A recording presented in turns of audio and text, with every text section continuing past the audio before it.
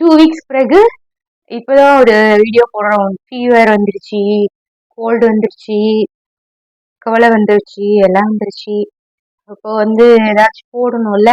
ஆனா இப்ப கொஞ்சம் பரவாயில்ல. ஓகே. நான் இன்னைக்கு சிம்பிளா ஒரு விஷயம் பண்றேன்னு நினைக்காதீங்க. பட் நல்லா இருக்கும். இது இன்ஸ்டன்ட் குலோப் ஜாமுன் தான். எம்டிஆரோடது தான் எனக்கு பிடிக்கும். ஸோ எம்டிஆர் தான் பண்ண போறேன். இதுல உங்களுக்கு 2 விஷயம் கத்துற போறேன். ஒரு இன்ஸ்டன்ட் குலோப் ஜாமுன் இதுல என்ன பெருசானு, இது நீங்க நெய்யிலே பொரிச்சு எடுத்த மாதிரி ஒரு டேஸ்ட் கிடைக்கும். அது ஒண்ணு நல்லா ரிச்சா இருக்கும். ஆனா நம்ம நெய்யில பொரிக்க போறது இல்ல. ஆனா ரெண்டாவது விஷயம், இதை எப்படி ஒரு பார்ட்டிக்கு டெக்கரேட் பண்றது, அந்த 2 விஷயத்துக்காக நான் இதை இந்த வீடியோ உங்களுக்கு போடுறேன். ஃபர்ஸ்ட் நாம இந்த மாவை பிசைஞ்சுக்குவோம்.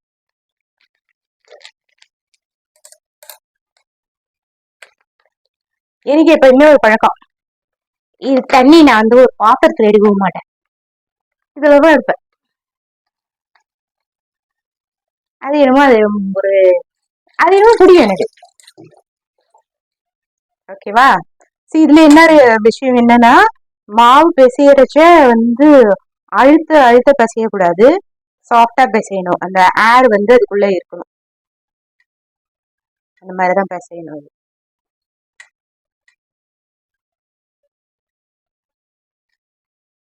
அதை பிசைஞ்சிட்டு சின்ன சின்ன பால்ஸா போட்டு உங்களுக்கு காமிக்கிறேன். ஆயில் கொதிக்க ஆரம்பிச்சிடுச்சு. இதுல நான் ஒரு 3 கப் அளவு தண்ணி ஊற்றி வச்சிருக்கேன். இதுல நான் ஒரு 1/2 கிலோ சுகர் போட்டுக்க போறேன்.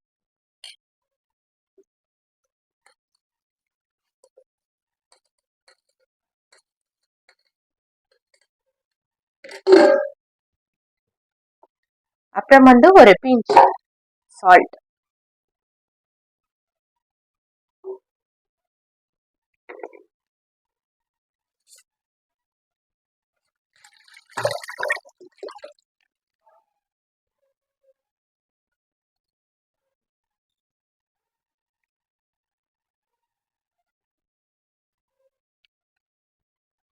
ஸோ அந்த எண்ணெய் நல்லா சுட்டுச்சு. இந்த எல்லா பால்ஸ் இதுக்குள்ள போட்டு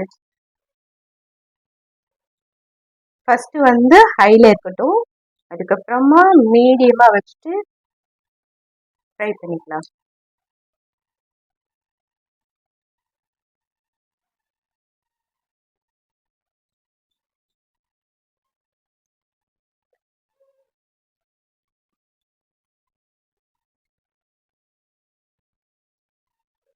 இந்த கடாயில எடை இருக்கு, நல்லா நான் எல்லாத்தையுமே போட்டுக்கிறேன்.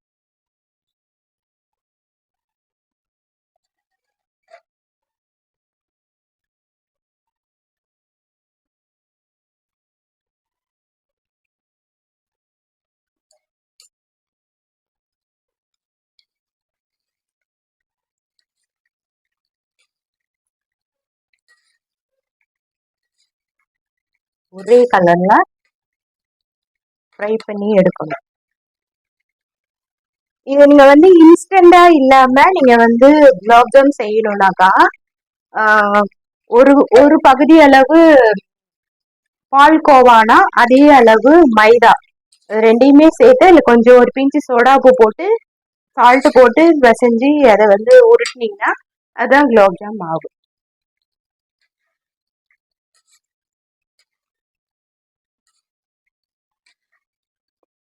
அதுல கொஞ்சம் கூடுதலா சோடா உப்பு போட்டீங்கன்னா இந்த பால்ஸ் எல்லாம் உடஞ்சிடும்.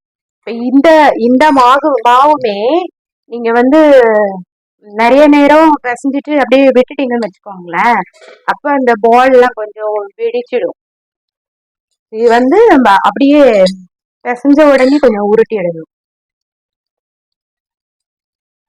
போட்டு ஒரு ரஃப்பாவும் உருட்டாதீங்க, அப்பயுமே அது நல்லா இருக்காது.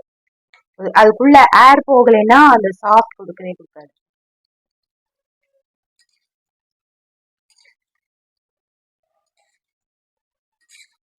இன்ஸ்டன்ட் தான் அப்படின்னாலும் நம்ம அதுல ஏதாவது தப்பு செய்யும் போது நம்மளுக்கு கரெக்டா வரவே வராது. இப்போ இந்த சுகர் சிரப் நல்லா கொதிக்க ஆரம்பிச்சிச்சு. இன்னும் கொஞ்சம் மட்டும் அந்த கிறிஸ்டல் கரையணும். கரைஞ்சிச்சுன்னா இது ரெடி ஆயிடும்.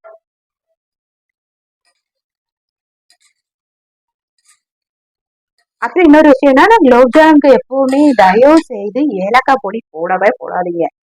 அது உங்களுக்கு அது ரிச்சாவே இருக்காது. குலோப் ஜாமுக்கு நீங்க வந்து கீ தான் போடணும். அது எப்ப போடணும்னு நான் சொல்றேன் உங்களுக்கு. நீங்க ஏலக்காய் போட்டீங்கன்னா ரொம்ப ஏழ்மையான பலகாரமாயிடும். அது எனக்கு தெரியல. குலோப் ஜாமுனுக்கு மட்டும் ஏலக்காய் போட்டா ஏழ்மையான பலகாரமா தெரியும் டேஸ்ட். அதே நீங்க வந்து மத்ததுக்கெல்லாம் போடுங்க ஏலக்காய், அதுக்கு வந்து ஓகே. இதுக்கு போட்டீங்கன்னா எனக்கு என்ன முடியல.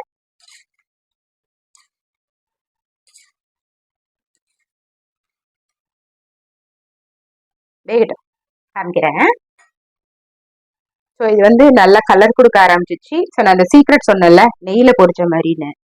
இந்த ஒரு ஃபுல் ஸ்பூன் கீய இது அப்படியே விட்டுறணும். இந்த சுகர் சிரப் இருக்குல்ல, அது நல்லா கொதிக்க கொதிக்க இருக்கும் போது இதுல விட்டுருங்க. விட்டீங்கன்னா நீங்க இந்த மொத்தத்தையும் நெய்யில தான் வறுத்தீங்கன்னு அடிச்சு சொல்லுவாங்க. ஓகே, இப்ப இதை ஆஃப் பண்ணிட்டேன். நான் எடுத்துக்கிறேன் இப்ப இதை.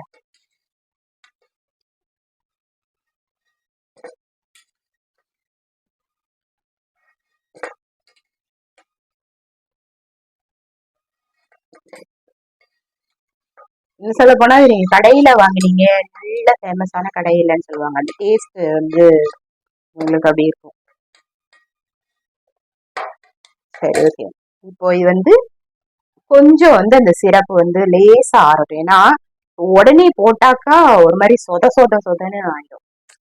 அந்த குலோப் ஜாம் நல்ல சொத சொதன்னு ஊறி விரிஞ்சுக்கும். கொஞ்சம் ஸ்லைட்டா ஆகட்டும். இது கொஞ்சம் ஸ்லைட்டா ஆகட்டும். ரொம்ப கொதிக்க வேண்டாம். கொஞ்சம் ஆறட்டும். புகையெல்லாம் கொஞ்சம் போட்டு வந்து கொஞ்சம் நார்மலா வந்து ஆறிச்சு. இதுக்குள்ள நீங்க பாதாம் வச்சு கூட ஃப்ரை பண்ணிருக்கலாம். நான் மறந்துட்டேன். சரி, ஒரு ஒரு ஒரு சாதாரண டிஷ்ஷை வந்து எவ்வளவு ரிச்சா காமிக்கலாம், அது எவ்வளவு அழகா ப்ரெசென்ட் பண்ணலாம் அப்படிங்கிறது நல்லா இருக்கும். அதை வச்சு உள்ள நிலா அது பாதாம் கொஞ்சம் ஃப்ரை ஆயிருக்கும்ல, நல்லா இருக்கும். அது அது ஒரு டேஸ்ட் ரொம்பவே நல்லா இருக்கும். சரி, கொஞ்சம் நேரம் ஊறட்டும் இது. இப்போ கொஞ்சம் டிஸ்டர்ப் பண்ணலாம், அதுக்கு பிறகு டிஸ்டர்ப் பண்ணா உடஞ்சிருவான். அதனால அப்படியே இருக்கட்டும். டெக்கரேட் பர்பஸ்க்கு நான் வந்து பால்கோவாவும் இந்த செரி பழம்னு சொல்லுவாங்கல்ல, இது வந்து செர்ரி பழம்னா செர்ரி பழம் கிடையாது, இந்த பப்பாயா இருக்குல்ல, பப்பாளி பழம். அது வந்து இந்த மாதிரி ஊற உண்டையா எப்படி செய்யறாங்கன்னு தெரியல. பட் அதெல்லாம் சுகர் சிரப்ல போட்டு வச்சுப்பாங்க. இது இன்னும் நல்லா ரெட் கலரா இருக்கும். இந்த 3 கலரும் ஒரு நல்ல ஒரு காம்பினேஷன். இது இது ஆறட்டும், நான் உங்களுக்கு எப்படி பண்ணி காமிக்கிறேன்.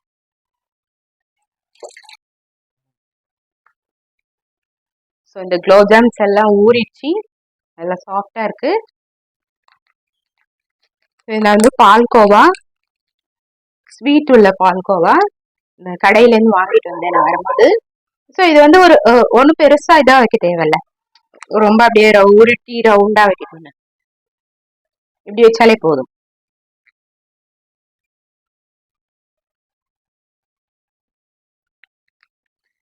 அப்புறம் இன்னொன்னு என்னன்னா, இந்த குலோப் ஜாம் இப்படி டெக்கரேட் பண்ணணும் அப்படின்னு முடிவு பண்ணிட்டோம்னா, பிளாக், கிரீன், அந்த ப்ளூ அந்த மாதிரியான பிளேட்ல வைக்காதீங்க. அது வந்து பார்க்க அப்படி ஒன்றும் நல்லா இருக்காது. ஒரு சாண்டல் கலர், ஒயிட் அந்த மாதிரி வைக்கும் போது இதுக்கு வந்து கரெக்டா இருக்கும். அந்த ஃபிஷ் ஃப்ரைக்கு கூட அந்த பிளாக்லாம் அந்த மாதிரிலாம் வைக்காதீங்க. அந்த இந்த பிளேட்டும் வந்து உங்களுக்கு வந்து அழகு தரும். இந்த மாதிரி நம்ம டெக்கரேட் பண்றோம்ல, அந்த பிளேட்டும் சேர்த்து அழகு தரும் உங்களுக்கு.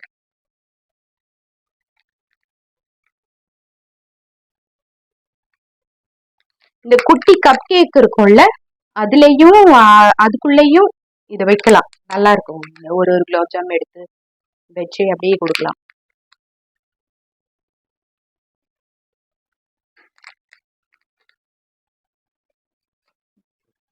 இப்ப இந்த இந்த பிளம் இருக்குல்ல, சரி, இது பார்க்க எவ்வளவு அழகா இருக்கு பாருங்க.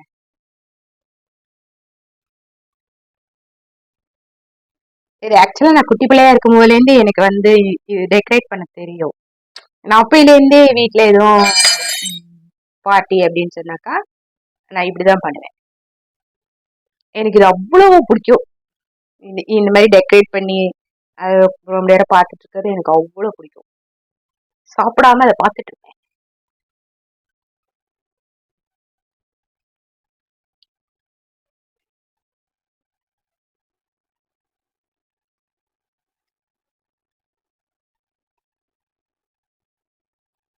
இவன் பாய் நினைக்கிறேன். ரொம்ப திமிரு பிடிச்சிட்டு இருக்கு, விழுந்துட்டே இருக்கு.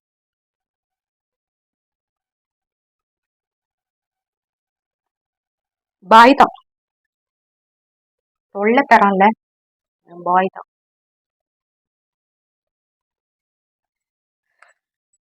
இன்னும் 2 இருக்கு.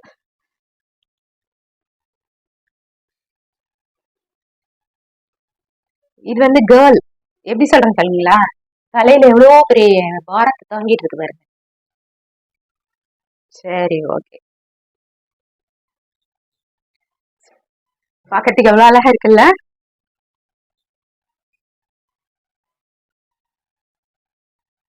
சிம்பிளான பொருள், சிம்பிளான டெக்கரேஷன், ஆனா ரொம்ப ஹெவியா அழகா இருக்கும். இந்த மாதிரி சாப்பிடவும் ரொம்பவே நல்லா இருக்கும். ஓகே, ட்ரை பண்ணி பாருங்க வீட்ல. ஏதாவது பர்த்டே பார்ட்டி அந்த மாதிரி வைங்க. நம்ம இன்னொரு நல்ல வீடியோல மீட் பண்ணலாம். தேங்க்யூ.